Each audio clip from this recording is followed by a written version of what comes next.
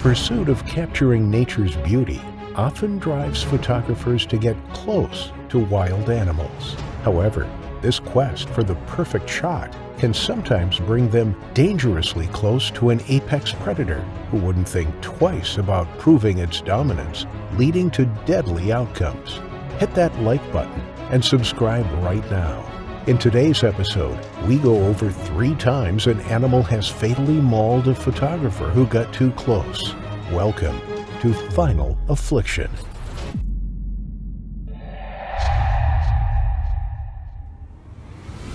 Covering nearly 600 acres of land, the Affliction Preserve is one of the largest nature reserves in New Jersey and is under 50 miles from New York City. It's a popular escape for those hoping to leave the bustle of the city for a more relaxing atmosphere. The protection of the New Jersey Conservation Foundation has allowed the area to flourish with oak and maple trees, along with a great diversity of animal and bird species. One of the largest inhabitants of this reserve is the black bear, and their numbers are on the rise as their numbers creep towards 2,500 individuals. These bears are considerably smaller and less aggressive than their brown cousins and are less likely to cause a conflict and will usually stay within their own territory. Unfortunately, as their habitat has slowly increased in popularity as a hiking destination, more and more people have entered their habitat with little to no awareness of the danger they are putting themselves in. Darsh Patel was a 22-year-old student who was studying technology and informatics at Rutgers University.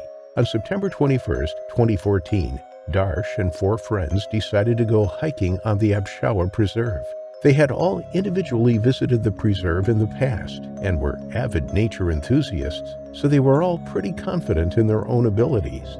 After packing their bags full of their essentials, they set off the next day using various park and trail maps. They began hiking at 8 a.m. that morning and traveled along the first loop of the trail, taking photos with their cell phones of their surroundings and any animals that they encountered along the way. They were able to capture some images of the deer that grazed in the nearby fields, safe in the knowledge that the deer fences would keep anything off of their paths. They were mistaken. There were some unprotected areas, and certain predators knew exactly how to take advantage of these weak spots. As the group was finishing the first loop, one of the boys suddenly shouted out that he could see a large black bear creeping the ledge in the distance. Excitedly, they all turned to the ledge that he was pointing at, but they couldn't see anything, as the bear had already run off. Someone suggested that they should go back to the ledge to try and get a closer look at the animal, but the others decided that it wouldn't be smart to risk getting close to a bear that they could no longer see. It could be anywhere, after all. Instead, they continued to hike further down the trail, keeping an eye out for another possible bear sighting and hoping that this time they'd be able to capture the animal within their camera lens. As the track became a little more unkept, the group were forced to enter the unfenced areas of the park. Excited about the potential of capturing a bear on camera up close, they entered the fields in the unfenced part of the park. They were taken aback by how stunning the sights were, marveling at the beauty of the Butler Reservoir and the rolling green landscape around them. After walking for 7 hours, they decided to take a short break. They reassessed their plan and decided to continue to the connector loop, which was mostly unfenced. They climbed up a ledge to eat their snacks of granola bars while they rested for about half an hour before continuing their hike. Suddenly, Darsh spotted the black bear that his friend had seen earlier, only this time it was much closer and staring straight at him.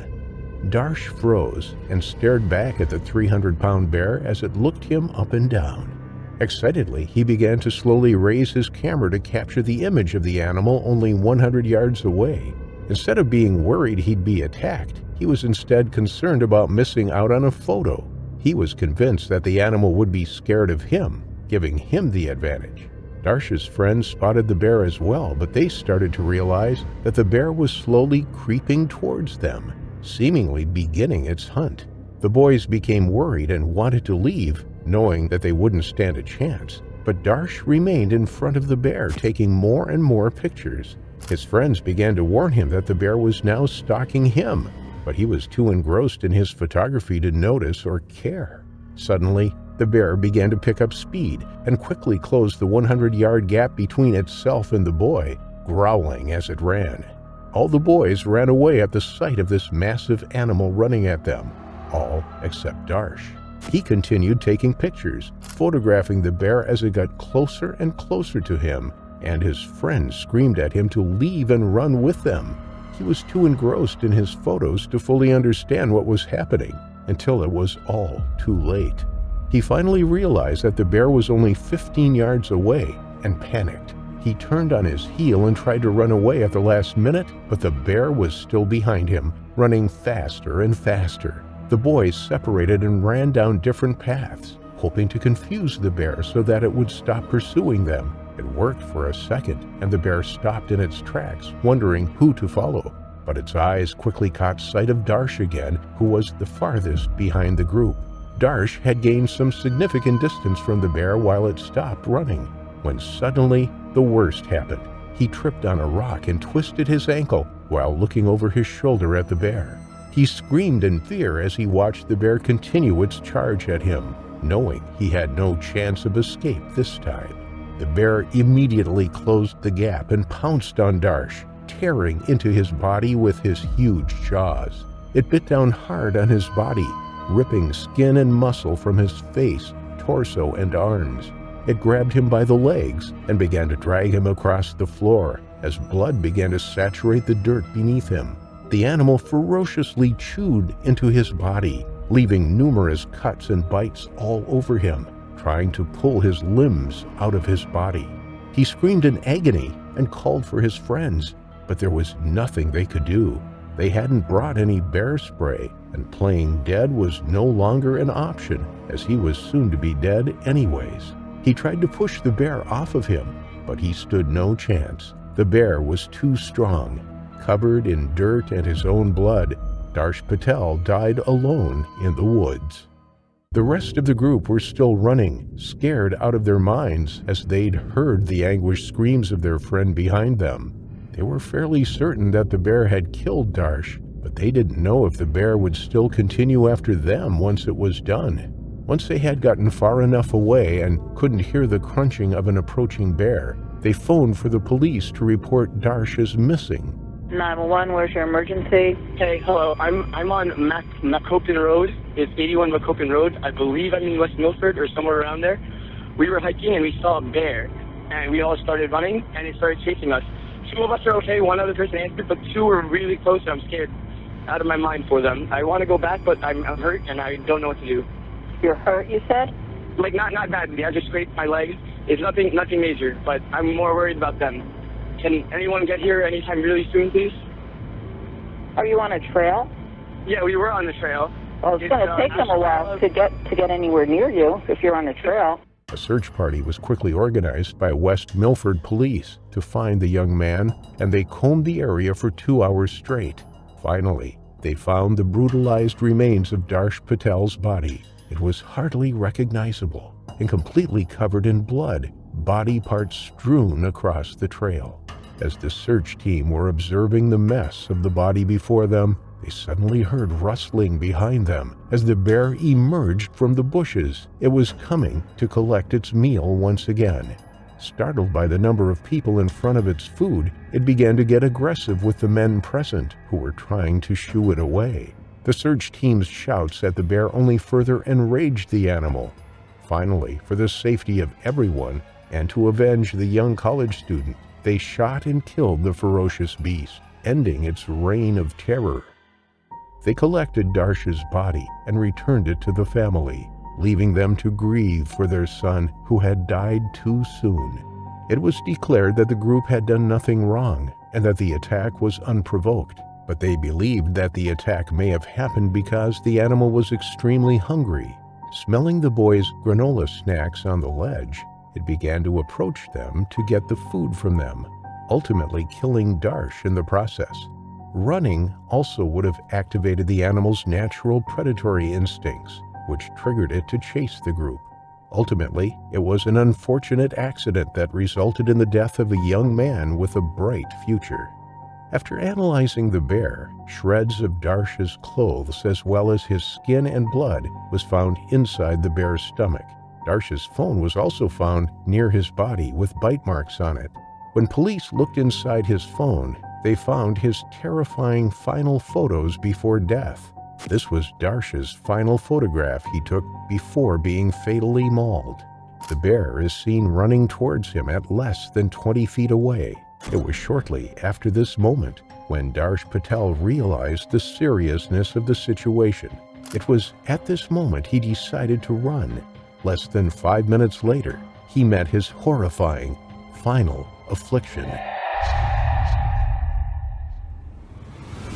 Wild animals are always fascinating, from rare species of birds to the sight of a truly magnificent beast such as a lion. There is simply something that captures our attention with these creatures and has us wanting to know more about them. However, there are some animals that fascinate us more than others. And what could be more intriguing than a creature which has changed very little since prehistoric times? With their razor-sharp teeth and almost prehistoric-like eyes, alligators truly are one of the world's most wondrous creatures. But much like their ancestors before them, they are also incredibly dangerous, something Cynthia Covert failed to realize. 58-year-old Cynthia Covert lived in Johns Island in South Carolina in the United States of America. She was a nail artist and had worked in her profession for many years. The woman loved to spend her days gossiping with her clients over the latest celebrity news or offering them advice for any problems that they might have been facing. Overall, it seemed like Cynthia was living a fairly normal life with a fairly normal routine, which she found comfort in. However, in 2020, something happened worldwide which no one was prepared for. A virus spread through the world, causing chaos in its wake, which led to people all over the world finding themselves suddenly uprooted from their normal daily routine and thrust into unknown circumstances, which left them feeling unsure of what to do next.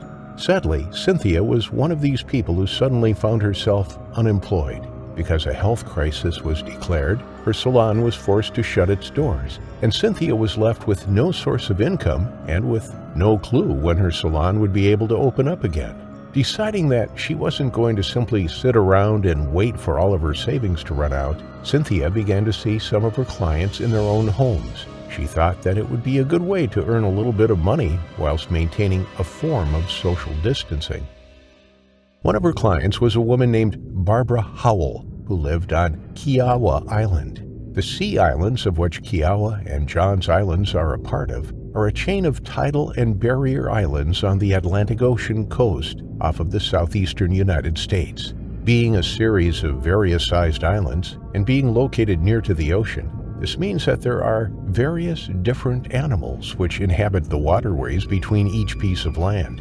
One of these animals is the American alligator. This animal is the only crocodilian native to South Carolina. They can live up to 60 years and can grow over 13 feet in length. It was once listed as a federally endangered species due to hunting and encroachment onto their habitat. However, populations have rebounded, and the alligator's status has been upgraded from endangered to threatened.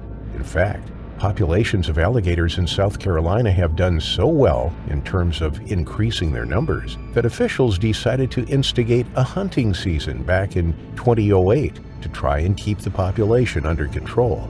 On the day that Cynthia went to Barbara's house to do her nails for her, there was one of these alligators resting in the pond in the backyard of the home. Thinking nothing of it at first, Cynthia and her clients settled down on the porch in the backyard where the nail artist began to do her job and shape Barbara's nails the way that she wanted them. However, from the very moment that Cynthia walked through the front door, Barbara felt as if there was something off with the woman's behavior. The 58-year-old woman seemed to be very talkative that particular day, and she was acting a bit strange as well. Barbara then went on to clarify that usually Cynthia would act very professionally whilst she was at the salon. But when she turned up to her home that day, the woman was acting very relaxed and excited as she told Barbara all about her boyfriend and how he was traveling from Tennessee to visit her. Whilst doing Barbara's nails, Cynthia also had a glass of wine, although Barbara couldn't be sure if the woman had potentially consumed a stronger substance before turning up at her home, as she simply thought that Cynthia's behavior was too out of the ordinary for her to be completely sober. However, seeing as the nail artist hadn't done anything besides talk a bit more than usual, Barbara decided to carry on with her appointment, under the impression that Cynthia would simply go back home once she was done and hopefully sleep off whatever was affecting her. However, little did Barbara know what would actually happen only moments later. After finishing off her client's nails, Cynthia once again looked over to the pond, only to notice that the alligator was still there. She became fascinated with the creature and decided that she wanted to get a closer look at it, so whilst Barbara cleaned up the porch from the remnants of her nail appointment, Cynthia began walking over to where the alligator was resting in the pond. The 58-year-old took out her phone and began taking photos of the animal, trying to get the best possible image that she could. With every picture that Cynthia took, she inched ever closer to the alligator and the edge of the pond. Upon noticing where her friend had disappeared off to and how close to the dangerous animal she had gotten, Barbara quickly called out to her to back away from the alligator, as it had snatched a deer from the exact spot that she was standing only a few days previously. Scoffing, Cynthia apparently replied to Barbara, telling her that she wasn't a deer, before the nail artist then tried to touch the deadly reptile. In the next few moments, everything seemed to happen in a blur. Having seen what Cynthia was about to do, Barbara's husband had charged out of the house to try and grab the woman before it was too late. However, within seconds, the alligator had turned and snapped its jaws around Cynthia's left leg and had begun to drag her into the pond.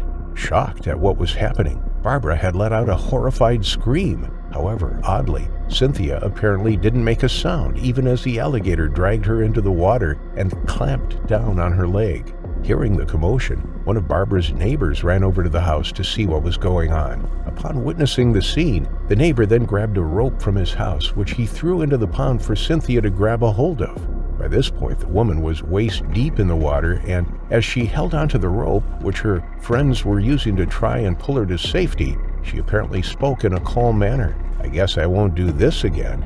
Sadly, try as they might, Barbara, her husband, and the neighbor simply weren't strong enough to break the alligator's hold on Cynthia's leg. Then, once the reptile was far enough out into the pond, it began going into a death roll. This is a maneuver in which a crocodile or alligator rolls over with its prey in its jaws to bring its prey underwater and drown it. With nothing else that they could do, Barbara called the emergency services. Within a few minutes, police deputies and firefighters arrived at Barbara's home, where they charged into the backyard in order to help in any way that they could.